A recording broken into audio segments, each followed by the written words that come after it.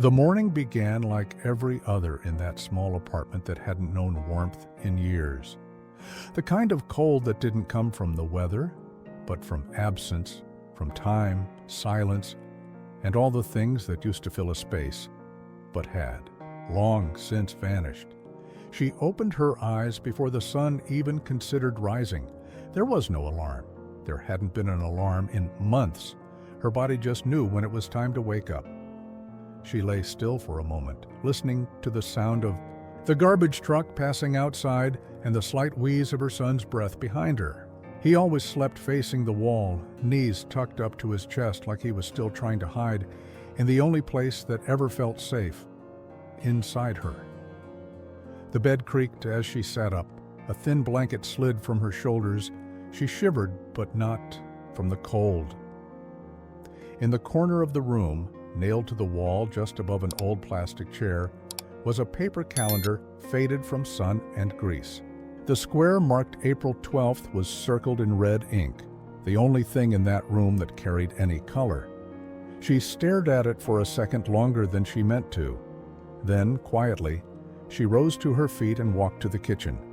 The floor was cold under her heels. The fridge hummed like a tired old man, its sound echoing in the stillness of a home that barely lived. She opened it. Inside, there was half a carton of milk, a single egg, and a margarine tub with a lid that didn't quite fit. 3 slices of bread, stiff and graying at the edges, sat inside a plastic bag on the top shelf. She picked one up, pressed it gently between her fingers, and sighed. It would have to do. On the counter, a chipped mug held the last few spoonfuls of sugar. She scraped some into a cup, added water from the kettle, and stirred. The spoon clinked loudly in the quiet. She sat at the small table by the window, staring out at nothing. Outside, the world was beginning. Cars moving, people walking, a neighbor shouting at a barking dog. Life happening. But inside, time was still. Her hand rested on the table, motionless, her eyes tracing the movement of a moth beating against the window. She hated birthdays, not because she didn't care, but because she cared too much, and because they reminded her of all the things she couldn't give, especially this one. He would be 7 today. 7 years since the nurse placed that tiny body in her arms and whispered congratulations with a strained smile. 7 years since. She waited for someone who never came. The father had said he'd be there. He had said, "Don't worry, I'll come see him, I promise." But promises from people like him weren't worth the breath it took to make them. And now, 7 years later, her son had never heard that man's voice again, never got a call, never received a letter, not even a single birthday card. And still, every year on this day, her boy would ask the same question in the same quiet tone. "Do you think he'll come today, Mom?" She heard the mattress shift in the other room. Small feet touched the floor. The boy padded into the kitchen, rubbing his eyes, his hair sticking up at odd angles. He smiled at her with the softness only a child could carry. "Morning," he said, voice gravelly from sleep. She smiled back, but it didn't reach her eyes. "Happy birthday, sweetheart," she whispered, rising to kneel in front of him. She kissed his forehead and held him for a moment longer than usual. He didn't pull away. He never did. He clung to her like she was everything, because she was. She was all there was. She led him to the table and poured the last of the milk over a bowl of crushed, toasted bread. He didn't complain. He never did. Not about food, not about the cold, not about the holes in his socks or the peeling paint on the wall above his bed. But she could see it in the way he glanced at the calendar. He remembered. He always remembered. He didn't ask about a party. He didn't ask about gifts. He didn't ask if any friends were coming. But there was a question sitting behind his eyes, tucked just behind his lashes, too heavy for him to speak. She saw it, and it broke something in her, quietly, deeply, the kind of breaking that doesn't make a sound but leaves everything changed. She stood, pretending to tidy the kitchen. "We'll do something special later," she said, forcing light into her voice. "I'm going to make you a cake." He turned to her, surprised. "Really?" She nodded. "Of course. A real birthday. Cake." He smiled, a real smile, one that made her chest ache. "You don't have to, Mom. I know we don't have much." And there it was again, that too-grown voice, that awareness children shouldn't carry. She waved her hand as if to brush the words away. "Don't worry about that. It's your day." He left the room humming quietly to himself, sitting on the floor with a crumpled coloring book and a single blue crayon. She stood at the sink, holding the last slice of stale bread in her hand, and for a long moment she just stared at it. She didn't cry. There were no tears left, just the slow burn of wanting more for your child than the world ever gave you. She knew the day would pass like all the others, in silence, in sacrifice, and in smiles she'd have to fake for his sake. But for now she held the bread in her palm like it was gold, because tonight, somehow, that would become a cake. And somehow, he would believe it was enough. She didn't leave the apartment often. Most days it wasn't worth it. The streets outside held little more than noise, indifference, and people walking too fast to notice a woman carrying more weight than her shoulders could bear. But today, something pushed her. Maybe it was the way her son looked at her after breakfast, still smiling, but quieter than usual. Maybe it was the way he folded the napkin and placed it gently beside his bowl, like someone older, someone who knew not to ask for too much. Or maybe it was the circle on the calendar staring at her like a question she couldn't answer.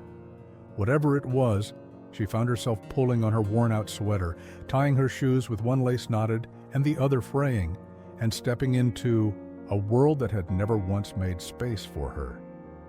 She left him with the old woman down the hall, the one who barely spoke, but always nodded when asked to watch him for an hour or two.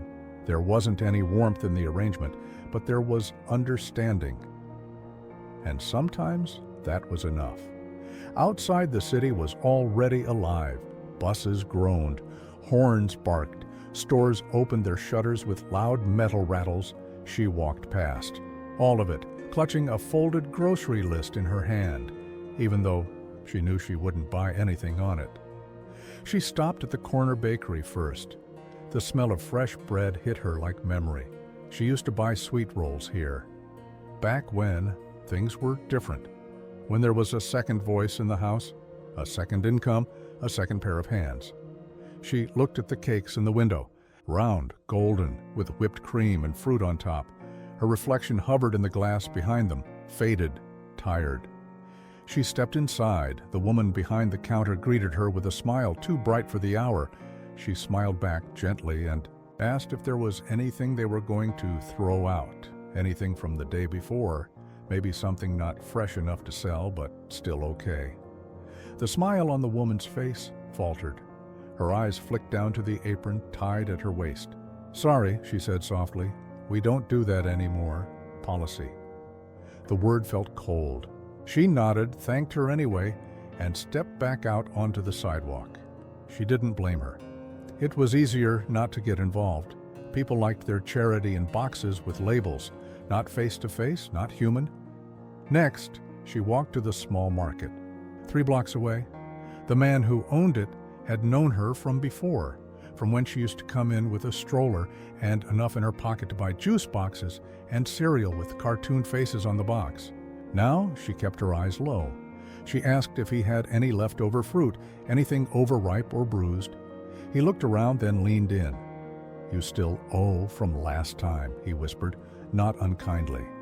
She nodded. "I know. I just thought maybe—" He shook his head. "I'm sorry." She smiled, thanked him too, and left. The bag in her hand was still empty. By the time she reached the 3rd stop, a church pantry that only opened twice a month, her legs were sore, and her hope was thinner than the soles of her shoes. The sign on the door said, "Closed. Next. Distribution, April 25th. 13 days away. She stood there for a moment, staring at the sign as if it might change. As if someone might see her through the crack in the door and make an exception. No one did. She turned and started the walk home, the wind stronger now, pushing against her back, like even the sky wanted her to turn around. As she walked, she passed a playground. There was a father there, young, clean-shaven, laughing as he pushed. His daughter on the swing. The girl squealed with joy, arms stretched to the sky like flying was something she could do. The mother didn't stop walking. She didn't look long, but the sound echoed behind her like a bell she hadn't heard in years. And then from the corner of her mind, the voice she had been dreading came back. "Do you think he'll come today?" Her son had asked that last year, and the year before, and even this morning, with his eyes saying what his mouth was too careful to say. It wasn't about cake. It wasn't about presents. It was about someone who wasn't there and should have been. By the time she reached the apartment, her hands were empty, but her thoughts were heavy. She didn't cry. There was no time for that. She simply untied her shoes, thanked the neighbor, and took her son back into their world. He was still coloring, the same page, the same blue crayon. He looked up at her and smiled. "Did you get the cake?" he asked. She nodded. "Not yet, but I have a plan." He believed her. Of course he did, because when you're 7, you still believe your mother can make anything happen, even magic, even cake from nothing. She sat beside him, watching as he tried to color a sun with blue. Maybe that was all he had, or maybe, just maybe, he knew something she didn't. That not all things need to look like they should.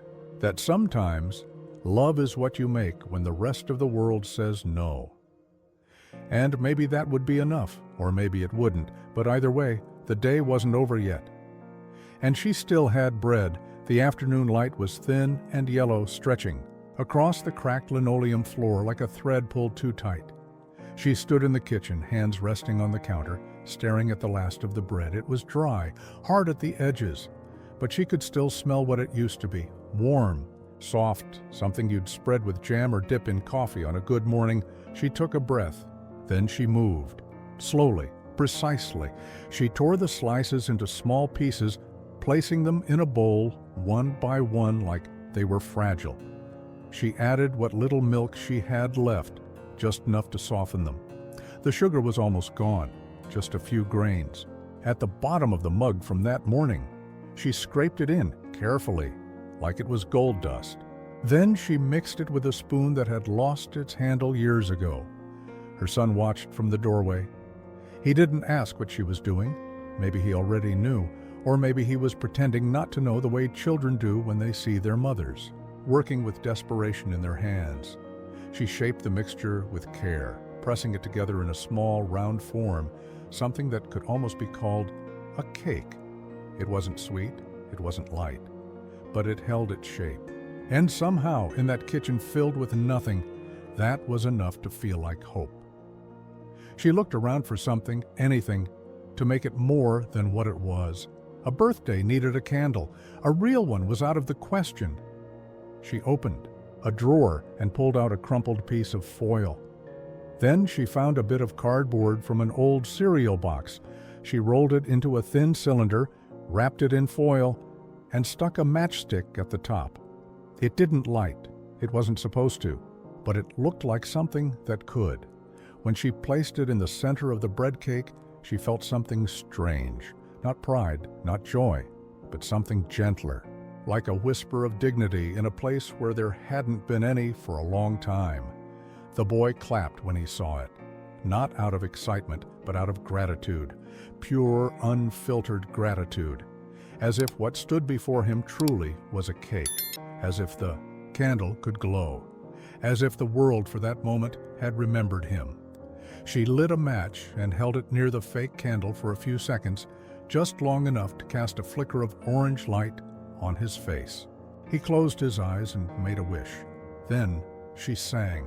It wasn't loud. It wasn't even steady, but it was soft and slow and full. Her voice cracked halfway through the song, and she turned her face away so he wouldn't see. But he saw, and he smiled anyway because she was trying. He didn't need to understand poverty to recognize love. He didn't need to know what birthdays were supposed to look like to feel the weight of what she gave him. She cut the bread cake in half with a plastic knife, and they ate together on the floor. He said it was delicious. She said nothing, just smiled, her mouth full, her heart fuller and emptier at the same time, the kind of fullness that hurts, the kind that reminds you of everything you couldn't give. The boy licked his fingers, then leaned his head on her shoulder. "Thank you, Mom," he said. And that was it. No mention of the father, no questions about who called or who didn't, just those 3 words. And she almost let herself believe. They were enough to fill the room. Afterwards, he played quietly with his drawings. She cleaned up. There wasn't much to clean. Just crumbs, a napkin, and the foil candle, which she folded carefully and placed in a small box under the sink. She didn't know why she saved it. Maybe to remember this day. Maybe to prove to herself that it happened, that she gave him something, even if it wasn't real. Or maybe she just couldn't bring herself to throw away the only thing in the house that looked like a celebration. That night, the boy fell asleep quickly. The sugar in the bread, small as it was, had filled his belly enough to make him warm and drowsy. She sat beside him for a long time, her hand resting lightly on his chest, feeling the rise and fall of his breath. There was no television in the apartment, no lights left on, just the 2 of them in the dark, and the echo of her own song lingering. In the corners of the room, she knew what he had really wished for. It wasn't a toy, it wasn't even cake. It was the same wish he made every year, the same one he never spoke aloud. And she couldn't give it to him, no matter how many. Candles she made, no matter how many times she sang that song. That kind of absence couldn't be covered with sweetness or song. It stayed. Even when everything else was gone, it stayed. Still, she would keep trying, because that's what mothers do. Even when they have nothing, they find ways to give. They find ways to pretend. And they do it again and again and again, without ever asking for applause. Tonight, she had turned bread into cake and silence into a song. It wasn't enough, but it was something. And sometimes, something is the only thing standing between a child and despair. She turned off the kitchen light and went to bed, curling herself around him like a shelter, not because she believed the storm was over, but because she knew it was coming again tomorrow. The apartment was dark again, not because the sun had gone down. That happened hours ago, not because the light bulb had burned out, though it had, but because she hadn't bothered to turn on the small lamp in the corner. Some nights it was easier to just sit in the dark. Her son was asleep, breathing softly with his arms stretched out, 1 foot dangling over the side of the mattress. She had covered him twice already, but he kept kicking the blanket off in his sleep.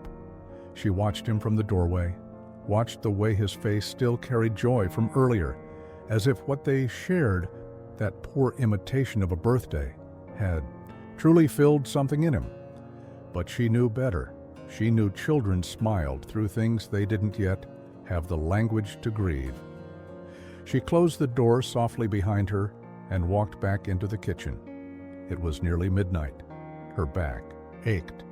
Her feet were sore. Her hands were cold. She sat on the floor and pulled her knees to her chest, her head resting against the cupboard. There was a quiet hum in the room, not from any appliance, but from inside her own ears. The sound of exhaustion pushed past its limit. She didn't cry, not at first. She stared at the spot on the counter where the bread cake had been, where he had closed his eyes and pretended to make a wish. Her chest tightened. It started as a tremble, just her fingers, barely noticeable. Then her breathing changed, not loud, not sharp, but unsteady. She gripped her arms tight around her body like she was trying to hold herself together. Then the first sound came, not a sob, not even a whimper, just a breath that cracked in the middle. And then she broke, quietly, utterly. The kind of breaking that doesn't echo through walls or disturb the neighbors. The kind that stays inside, choking the throat, bending the spine, curling the soul. She covered her mouth with her hand, because even her sorrow had to be silent. She thought of the messages she had written, but never sent, the ones to the man who helped bring her son into the world and then walked away from it without looking back. She had written them in moments of weakness, late at night, when hope still lived in the corners of her heart. She had asked for help, asked if he ever thought about the boy, asked if he remembered April 12th. But the messages were never delivered. Some stayed in drafts, some she deleted, some she sent and never saw a reply. She had long since stopped expecting anything, but her son hadn't. That was what crushed her most. Not the man's absence, but the boy's quiet, endless hope that he might appear. She leaned her head back against the cupboard and let the silence stretch. No one would come to check on her. No one would knock. The world outside didn't care much for mothers like her. Women who were invisible unless they were failing loudly. She hadn't failed, not yet, but she was tired, deeply tired, the kind of tired that didn't go away with rest. It sat inside, the bones slow and permanent. It was the kind of tired that came from carrying everything alone, every day, for years. From being the only hand to hold, the only voice of comfort, the only one left to answer impossible questions like, why doesn't he want to see me? Or was I not good enough? The room smelled faintly of bread still. The scent lingered like memory, like mockery. She hated how much it hurt to love like this, to give everything and still not be enough to fill what someone else had emptied. She had never expected gifts or money or even child support, but sometimes, in her weaker moments, she had imagined what it would feel like if he showed up just once with no excuse, no explanation, only presence. She had pictured the look on her son's face, the way his eyes would light up, the way he might run arms open without hesitation. But it had never happened. It likely never would. And so she sat there in the dark, with nothing in her hands but air and the weight of all her trying. It wasn't the first time she had cried like this, but it always felt new, like the wound had reopened itself in a new shape, cutting along a different line. She thought of other mothers, the ones who posted pictures of parties and balloons. She wasn't jealous. She was just tired of pretending it didn't sting, tired of clapping through her son's birthdays like the applause could cover the silence where a father's voice should be. Eventually the tears stopped. Not because she felt better, but because there were none left. Her face was damp. Her arms were cold. She stood slowly, holding the counter for balance. Her knees ached. Her back burned. But she moved anyway, because that's what she did. She washed the one plate they had used that day, wiped the table, and folded the same dish towel she folded every night. Then she walked into the bedroom, careful not to wake him, and lay beside him in the dark. She watched him sleep, her hand resting lightly on his shoulder. He stirred, turning toward her in his sleep, his breath warm against her collarbone. She kissed the top of his head. She didn't speak. She didn't need to. There was nothing left to say. She knew that tomorrow he would wake up and act like everything was fine. He would draw, he would laugh. He would tell her the bread cake was the best he'd ever had. And she would nod and smile and agree. But she would remember this night. She would carry it with her like she carried all the others, quiet, invisible, and permanent. Because some absences don't fade with time. Some stay. And the only thing stronger than that kind of emptiness is the love that keeps standing in its place. The sun came in soft the next morning, filtered through the curtain like it had been told to enter gently. The air was still and cool, carrying the scent of something clean, like the end of a storm. She opened her eyes before her son did, her body stiff from sleep, her face sore. In places that tears had touched and dried. She hadn't meant to fall asleep with him, but she had. And now, waking in the stillness of early light, with his breath steady and near, she felt something like peace. Not joy, not relief, but peace. The kind that comes when a storm has passed, even if it tore everything down. He stirred beside her, one arm stretching out, as if he were trying to catch the day before it could slip away. His eyes blinked open, hazy and slow. He smiled when he saw her. "Morning," he whispered, voice husky from dreams. She smiled back, brushing his hair gently from his forehead. "Happy day after," she said. He giggled softly, the sound, small and golden. "That was the best birthday I ever had," he said. And he meant it. Not because it was full of things, but because it was full of her. She didn't respond right away. She just looked at him, memorizing his face, the curve of his cheek, the way the light found his lashes. 7. He was 7 now. And she had. No photo to mark it, no video, no wrapped gifts or party hats, just memory, raw and real and etched into her in ways no picture could ever hold. She rose from the bed and began the rhythm of the morning, folding blankets, rinsing the single bowl from last night, putting water on to boil even though there was no coffee left. He sat at the table, drawing again with that same blue crayon. The pages were running out, but he didn't complain. He never did. The day passed without much sound. She didn't leave the apartment. There was nowhere to go, no one to call, but somehow the air felt a little less heavy. She swept the floor, hung the laundry she'd washed in the sink. She found an old newspaper tucked behind a cupboard and let him tear it into pieces so he could make paper airplanes. They flew badly, but he cheered anyway, running barefoot across the room, chasing hope folded into pages of someone else's forgotten news. That afternoon she found him sitting by the window, looking out at the street below. A small group of children were walking home from school, laughing, their backpacks bouncing behind them. He watched them for a long time. Then he said without turning to her, "I don't think he's ever coming, is he?" The question was soft, not bitter, just tired. She walked over and sat beside him. The truth was heavy in her mouth, but she didn't lie, not this time. "No," she said quietly, "I don't think he is."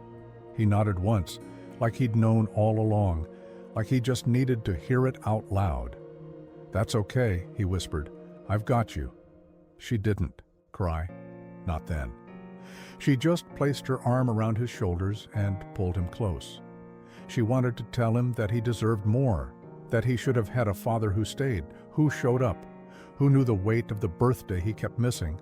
But those words stayed inside her, tucked behind her teeth. What came out instead was the only thing that mattered in that moment. "And you'll always have me," she said. That was her truth. The only promise she had left to give. Later, when he was asleep again, she sat at the table alone, the fake candle still resting inside the box under the sink. She pulled it out and placed it on the table, looked at it, touched it gently. It was just foil and cardboard bent now from use. But it held something sacred, a moment, a miracle made from nothing. She lit a real match and held it beside the candle, not to trick him this time, but to see the light for herself. The flame danced. She didn't make a wish. She just watched it flicker, watched the way it moved like it was alive, like it knew what it meant to fight for light in a dark place. She blew it out, placed the candle back in the box, closed the lid. She would keep it. Not for him, for herself. As proof that on a day when she had no money, no help, and no answer to her sons, quiet longing, she still gave him a birthday. She still showed up, and that mattered, even if the world never saw it, even if no one clapped, even if it wasn't enough to erase the absence that sat at the edge of his dreams. It mattered. She went to bed with her back to the wall and her arms around the shape of her son. The streetlight outside cast soft shadows on the ceiling. Tomorrow would come with its same needs, its same weight. But for now, she had made it through this one, not with gifts, not with answers, but with love. The quiet kind. The kind that bakes a cake from old bread, that folds a candle from foil, that stays when everyone else leaves. And maybe that wasn't the gift he wanted, but it was the one she had. and she gave it all.